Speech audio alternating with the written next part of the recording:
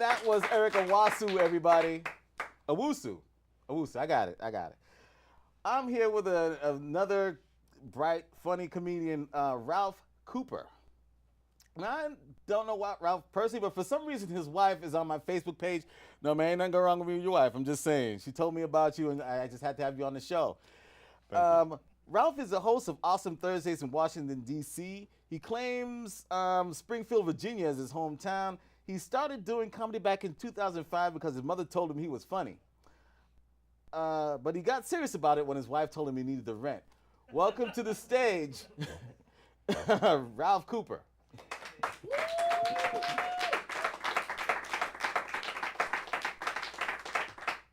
Now, your wife hooked me up with you because she obviously thinks that you're going to be like the next big thing in comedy. Tell me, like, how did you get started in comedy? I mean, besides your mom telling you need to get out and do some comedy. That was kind of really how I got started. We were eating breakfast at Bob Edwards. I had just left another job, which was more like a long career. I guess it sounded kind of serious. And I was making my mom and dad laugh at the table. She was like, you need to go ahead and do something with that. I was like, well, it's funny you mention that. I was thinking about trying comedy. You're the first comic that I've ever heard that said that the parents told me to get into comedy. Usually it's like, okay, how am I tell my parents I'm doing comedy? Well, the way I look at it is like everything else I did, they told me not to do it. And I did it anyway. And so they were just like, screw it, man. You know what, finally, you know what, you ought to do that one. Screw it. That's way better than the other crap you've been doing. So go ahead and do that. That'll work for you. So your wife is promoting you because what happened was, if I could talk to the audience candidly, I had a comic cancel on me, and I was scrambling. I was crazy because this morning I was like, everything was going smooth, and then like one comic canceled on me before. I was like, okay, that's fine. And then this morning one comic called in sick, so I put out a thing, and his wife hooked me up, sent me an email. I thought she was a comic because she's always been on my Facebook, Then she sends me your YouTube clip, and it was very funny. Can you tell me a little bit about that? That was the 5 minutes of funny class, right? Yeah. Basically, right the week before I got married, I was teaching in D.C. and I got laid off. I was one of the show reteachers. Right. The thing was, when they laid me off, it was the Friday before I got married. Period. So when I called my wife, I was like, "Babe, shock! I got laid off. Wasn't expecting this." Sat there for a second. She's like, "I didn't like you teaching anyway. Screw that." I was like, "Oh, all right. You still want to marry me?" She was like, "Yeah." Like, all right, I'm cool. This will work. We went through, and she kept prodding me and pushing me, trying to get me to go back out, and I didn't really want to go. And she brought me to 5 minutes of funny class at the Improv. I cried a little bit because that was the nicest thing anybody ever done for me. And next thing you know, I went and I had a really good show. And I remember saying to myself, damn, I could quit my job tomorrow and do this comedy stuff full time. And then I got laid off, and here we are. So when you were teaching, did you use your comedy as, to deal and relate to the kids, or was it just like? I really didn't have a choice. I'm not, I worked in the media. I worked in radio for almost 10 years, off and on. And when I got the opportunity to teach, to be honest, I was broke, need a job. So it was, all right, I'll go teach. And I just happened to teach at Ballou Senior High School in Southeast Washington, D.C. Don't know if anybody in the crowd really knows about Southeast D.C. and Ballou Senior High School, but I don't know. It's like Newport's standard as freshmen. It's just what they do. It's tough, is what I'm trying to say. And I was really concerned because the atmosphere I came from was one where, everybody's cussing. It's media. They're high, intense, da-da-da-da. And here I am teaching kids. And it's the same thing. Yeah, high intensity cussing. Yeah. So my bigger deal was to make sure one of the things I try to make sure I wanted the kids to cuss correctly. That was big to me. Like you want to be able to spell the F word. Spell the cuss words. Like I had simple rules in my class, like no speaking in text message, because you have to do that. Like you'll tell a kid a joke and they'll look at you like, "LOL, Mr. Cooper." Did you really just say LOL to me? Why didn't you just laugh? Oh, come on, Mr. Cooper. Nobody does that anymore. Okay, sure, whatever. But a lot of the humor I used, it was almost like defense because I'm a big guy. A lot of times the kids would try and step up to me and talk crazy to me, and I normally had to joan them back into their seats. Like I had to crack on them until they sat down. It was like a war of attrition, pretty much. And the fact that I used really big words really annoyed the kids most of the times. Like sometimes you have people who read a dictionary and find a word and they're just going to use it repeatedly. My major was speech. So I got big words galore. Like I'm not the kind of dude you want to play Scrabble against. That's what I tell people. You know what I mean? Like I'm not a fair Scrabble player. I got big lexicon in there. So I was looking at your video. I noticed that we do have a lot of things in common. You say you grew up like in the suburbs in a way, right? Definitely. Well, you both, I did well, not like a lot of things, but it's like your mom told you were funny. My mom told you it was funny. Somebody bought me a comedy class, and I got into comedy, that way. Mm-hmm. You grew up in a comedy. What is it like growing up in the suburbs as a comedian and a large African American? What was that kind of like? What was that, and how did that influence your comedy? Well, the thing was, growing up, I wasn't a comedian.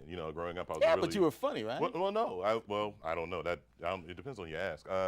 Like I growing up, I was big into like leadership stuff. I mean, back then I was a real serious kind of dude. In fact, they used to say at my former job that if you were to look on Wikipedia for an angry black man, it was probably my picture right there because I was just that damn angry. And to be real, what really did it was growing up, I did forensics because I'm a nerd like that. I was really good at forensics, but that doesn't really go over too well with black folks. You know what I mean? Like I went to Morehouse and it was like, oh, I played football and I was a quarterback. Oh, that's peace. Okay. Yo, I played basketball. I was the point guard. Oh, okay, that's cool. What you do? I was the captain of the forensics team for 3 years. Oh, okay, all right. So what you do? Like, it was every time, it was, okay. They kind of skipped over. Yeah, like, okay. what the hell's forensics? It's dead bodies. Keep it there. That's cool. But I mean, that was more of what it was, and I think, to be real, I really got into comedy because I felt like I had a serious rep as being a very angry guy, and I didn't feel like I was an angry guy. I smoked way too expensively to be angry. And yeah, I said that. Yeah, okay. And there were a lot of times that people would think I was angry, and I wasn't really angry. I was pretty fucked up. I was just, I'm from here, and I'm walking around. And if you're from here, you walk around, you look a little angry sometimes, and you're not really angry. Normally, you're thinking about other things, but that's the way it worked. And so, being able to get up on stage and do comedy, I tell most people it's more addicting than anything I've ever done in my life. It's a lot of fun. So who influenced you as far as a comedian is concerned? 'Cause I know, yeah. My influence is kind of weird. I go from Monty Python because I grew up watching The Quest for the Holy Grail is one of my favorite movies of all time.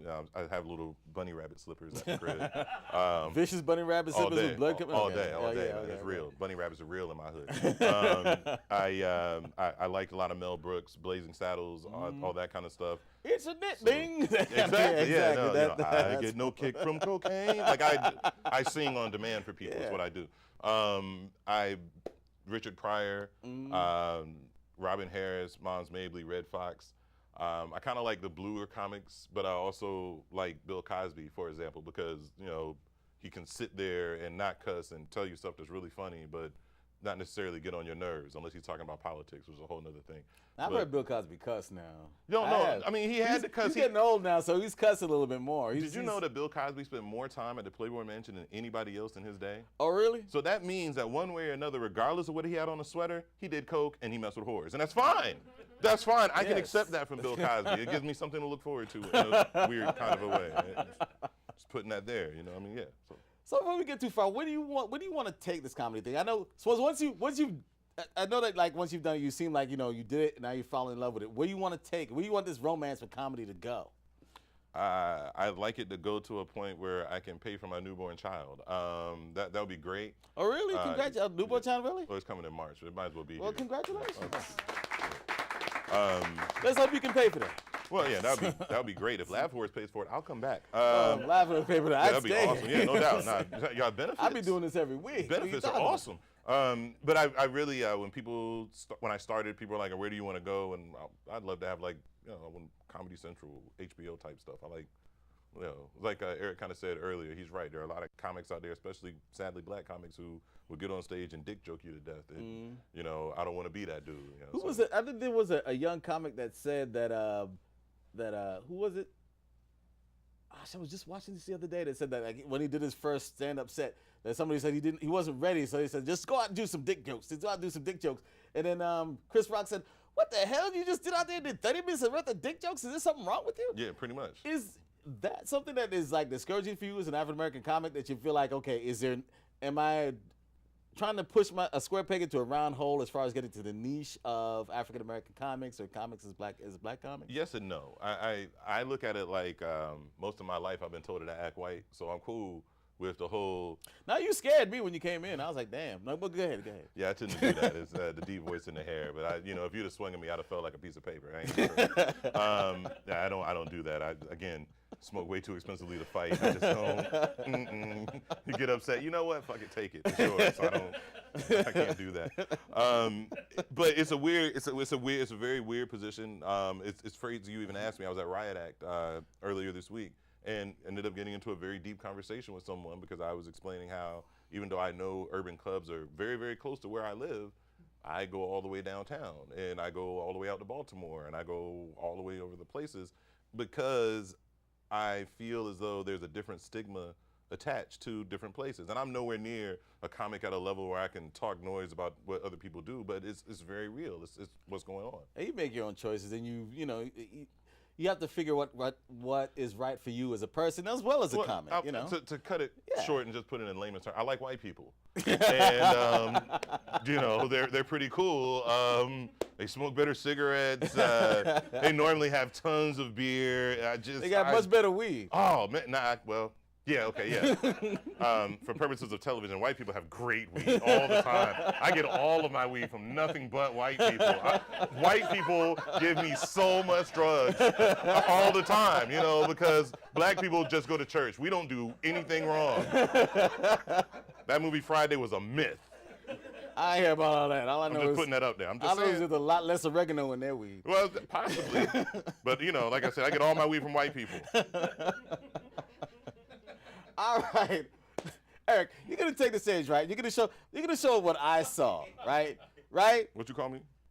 What I call you? I'm sorry. I did call you. I'm sorry about that. You black folks all look alike to me. Ralph. Yes, that would be me. There you go. Ralph. Sorry about that.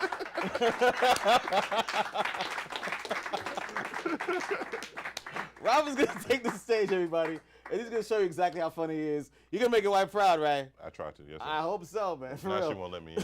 She won't let you rolls, in. yeah. I'm gonna have to call her and say you did a good job. Anyway, I when we appreciate come back, that. Ralph is gonna show us exactly how funny he is.